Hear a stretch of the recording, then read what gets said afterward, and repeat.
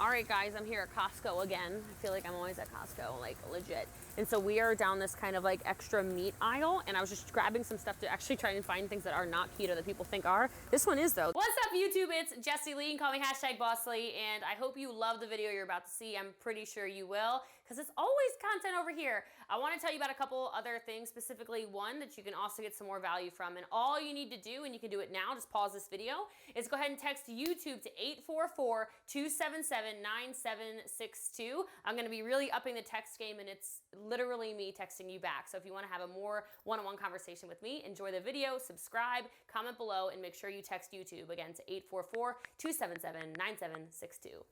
This is the sliced grass-fed beef sirloin. It actually looks really good too. And you're looking at 1 carbohydrate. There is some kind of added sugar. It's the 1, 2, 3, 4.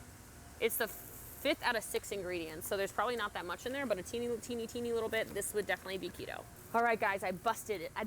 Okay, so we have Morton's of Omaha, which sounds really good and it looks good. It's Angus beef sirloin tri-tip, and you might think, oh, that's definitely keto.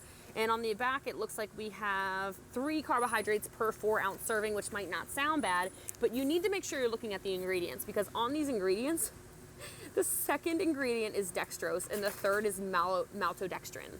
That is gonna throw your little pretty butt right out of ketosis. So this, not keto, not keto, not keto. Not keto.